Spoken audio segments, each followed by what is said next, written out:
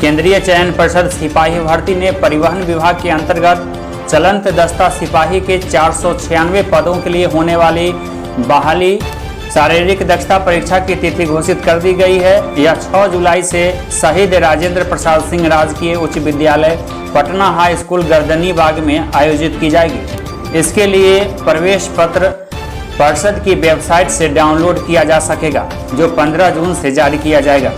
पटना विश्वविद्यालय ने निर्णय लिया है कि छात्रों को तत्काल प्रमोट कर उसकी ऑनलाइन कक्षा चलाई जाएंगी, ताकि पाठ्यक्रम पूरा होता रहे और सत्र पर इसके प्रभाव नहीं पड़े। दरअसल पटना विश्वविद्यालय में कोरोना की वजह से न तो मई में परीक्षाएं हुई हैं और न जून में होगी। अब जुलाई अगस्त में लेने की बात चल रही है, जबकि रिजल्ट सितंबर में आएगा, यानी अक्टूबर से पहले कक्षाएं शुरू नहीं होंगी। इसलिए प्रमोट करने का निर्णय लिया गया है। पीजी सेकेंड एवं 4th सेमेस्टर की परीक्षाओं का शेड्यूल अभी नहीं बना है, लेकिन नए एकेडमिक कैलेंडर के अनुसार जुलाई एवं अगस्त में परीक्षा संभावित है। सफेद पोशों के संरक्षण में पूर्णिया के रास्ते चल रहा है शराब का अवैध कारोबार। शराबबंदी के बाद करीब 3 वर्षों से बिहार में शराब तस्करों का रास्ता पूर्णिया का ईस्ट वेस्ट कॉरिडोर बन गया है।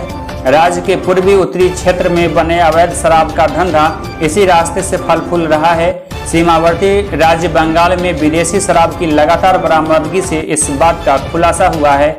बिहार के गया में हुआ है भीषण सड़क एक्सीडेंट की घटना। ट्रक ने मारी टेम्पो में टक्कर और एक ही परिवार के 7 लोगों की दर्दनाक मौत हो गई। बिहार के गया से यह खबर मिली है। सोमवार की सुबह की यह घटना है। सड़क दुर्घटना के बाद यहाँ कोहराम मच गया। गया जिले के जीटी रोड पर आमस थाना क्षेत्र के बिशनपुर गांव के पास की यह घटना है। सुबह सुबह जब लोग जगे तभी यह हादसा हो गया, जिसके बाद कोहराम से सभी की आंखें नम हो गई। दानापुर रेल मंडल के स्टेशन पर पहुंचने वाले यात्रियों को मास्क एवं सैनिटाइजर खरीदने को लेकर भटकना नहीं पड़ेगा। इसके लिए रेल मंडल के निर्देश पर पटना जंक्शन के प्लेटफॉर्म 1 पर ऑटोमेटिक वेंडिंग मशीन AVM लगाई गई है, जहां से यात्री मास्क एवं सैनिटाइजर खरीद रहे हैं। इस रेल मंडल के 25 स्टेशन पर AVM लगाई जाएगी। DRM सुनील कुमार ने इस मामले में जानकारी दी है। बताया कि पटना जंक्शन पर लगाई गई मशीन का रिस्पांस अच्छा है, जिससे 25 स्टेशन पर मशीन लगाने का निर्णय लिया गया है।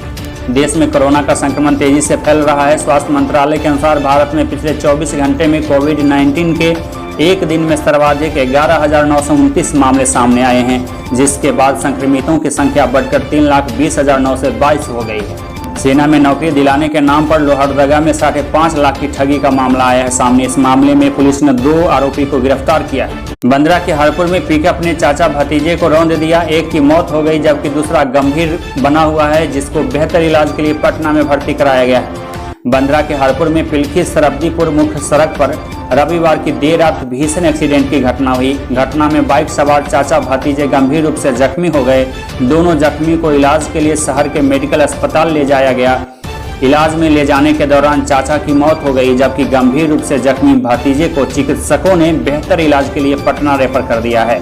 इस घटना से नाराज हुए लोगों ने मृतक के शव के साथ हरपुर में सड़क को जाम कर दिया।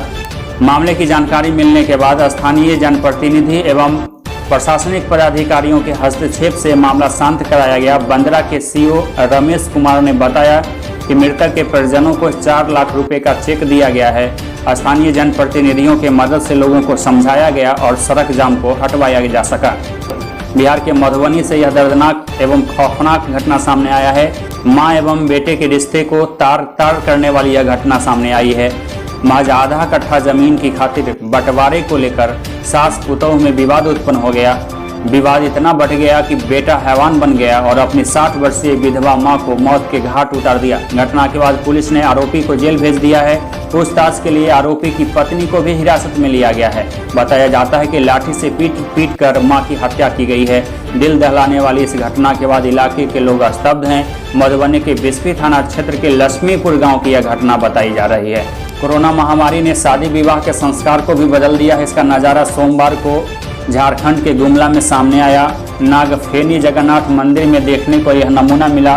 वर वधू ने 7 फेरे सोशल डिस्टेंसिंग का पालन करते हुए लिए। वहीं दुल्हन का 17वां श्रृंगार मास्क बन गया। पहले दुल्हन केवल 16 श्रृंगार किया करती थी। पुजारी भी मास्क पहनकर शादी के सभी मंत्र पढ़ रहे थे। बाराती एवं सराती के तरफ से पहुंचे 15 लोग भी मास्क पहने हुए थे।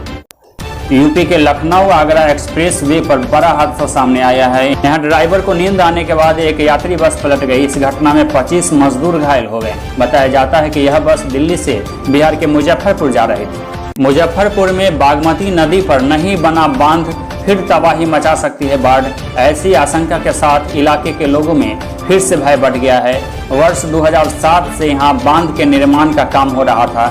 भू अर्जन का पेच होने की वजह से निर्माण का काम अब तक अधूरा है। कटरा, गायघाट और आई प्रखंड की करीब 3.5 लाख से ज्यादा की आबादी से प्रभावित होगी। इस बीच बागमती नदी के जलस्तर में हल्की वृद्धि के साथ ही इलाके के लोगों में बाढ़ का खौफ फिर से बढ़ गया है और लोग बांध निर्माण की मुद्दे को फिर से याद करने लगे हैं। गुजरात में लगातार दूसरे दिन सोमवार को भी भूकंप के झटके महसूस किए गए।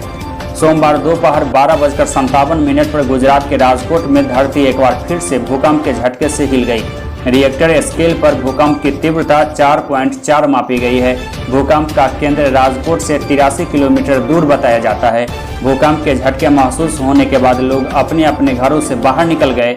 इससे पहले रविवार की रात 8 बजे भी गुजरात में भूकंप के झटके महसूस किए गए थे। भूकंप की तीव्रता तब रिएक्टर स्केल पर 5.5 मापी गई थी। हालांकि किसी नुकसान की कोई खबर नहीं मिली है। जमुई के गिद्धौर में अनियंत्रित ट्रक घर में घुसा, बाल बचे गृहस्वामी, अफरा तफरी का माहौल उत्पन्न हुआ। इस मामले में स्थानीय लोगों की मदद से कार्रवाई की गई। रेस्क्यू का अभियान चलाया गया और मलबे में फंसे लोगों को बाहर निकाला जा सका।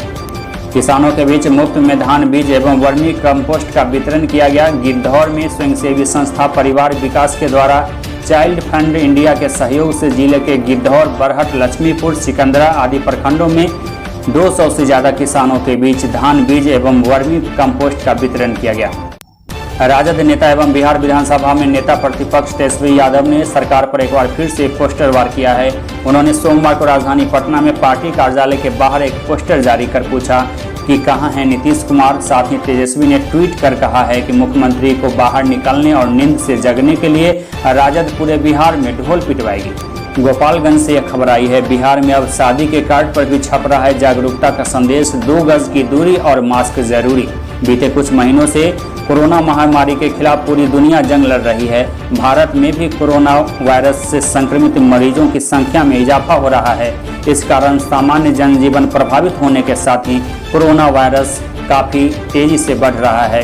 शादियों का रंग भी फीका पड़ चुका है। शादी के बंधन में बंधने के लिए तैयार दूल्हा और दुल्हन के साथ ही परिजन को भी बेचैनी है। आपको बता दें कि इस बात को ध्यान में रखते हुए एक नई बात सामने आई है।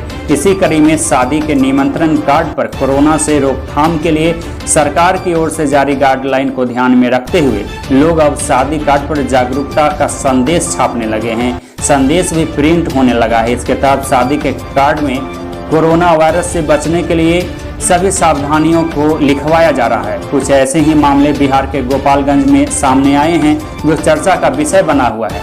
कुचायकोट प्रखंड के नवका सेमरा निवासी काशीनाथ गोंड की पुत्री की शादी आगामी 30 जून को है। रविवार को शादी कार्ड छपवाने के लिए सेमरा बाजार के एक प्रिंटिंग प्रेस की दुकान में वे गए। वहां दुकान के संचालक से उन्होंने कार्ड पर शादी के सभी कार्यक्रम की सूचना के साथ ही कोरोना से बचाव के लिए संदेश, मास्क लगाने और सोशल डिस्टेंसिंग की बात भी जरूर छपवाने का अनुरोध करते दिखे। जमुई में क्षेत्रीय मुख्य वन संरक्षक भागलपुर अभय कुमार ने चकाई स्थित निरीक्षण भवन में पत्रकारों को ब्रीफ किया। बताया कि इस साल के मानसून सीजन में भागलपुर अंतर्गत पड़ने वाले 7 वन प्रमंडल में लगभग 2 करोड़ पौधारोपण करने का लक्ष्य निर्धारित किया गया है। मानसून के आगमन के साथ ही किसानों को अच्छी पैदावार की उम्मीद जग गई है। प्रबल संभावना दिख रही है। मानसून के आहट के साथ ही लोगों को गर्मी से भी राहत मिली है। कृषि विज्ञान केंद्र के कृषि मौसम वैज्ञानिक नेहा पारिक का बताना है कि पिछले वर्ष विलंब के साथ वर्षा आरंभ हुई थी, जिसके कारण से किसान निराश थे। लेकिन अब की बार मानसून समय के साथ आया है। अच्छी पैदावार की उम्मीद बढ़ गई है। मानसून भागलपुर में आ गई है। अगले 24 घंटे में पूर्वी चंपारण में अच्छी बारिश की उम्मीद जताई जा रही है। शैक्षणिक अराजकता को दूर करने के लिए अखिल भारतीय विद्यार्थी परिषद बिहार प्रदेश के द्वारा चलाए जा रहे चरणबद्ध आंदोलन के 6वें दिन कार्यकर्ताओं ने बंदरा के पियर में उच्च विद्यालय के गेट पर जन प्रदर्शन किया। STET छात्रों का रूम रेंट माफ करने, निजी विद्यालय छात्रों के शिक्षण शुल्क पर विचार करने समेत कई मांगों को लेकर यह प्रदर्शन किया गया। इस दौरान बिहार प्रदेश कार्यकारिणी सदस्य प्रभात मिश्रा, नगर मंत्री चित्तरंजन, बंदरा मीडिया प्रभारी रुपेश कुमार समेत दर्जनों कार्यकर्ताओं की टीम मौजूद रहे। जमुई के चकाई में भारतीय जनता पार्टी पिछड़ा वर्ग मोर्चा जिला इकाई जमुई के संगठन का विस्तार किया गया है। चकाई प्रखंड के नगरी गांव निवासी दीपक शर्मा को जिला उपाध्यक्ष मनोनीत किया गया है।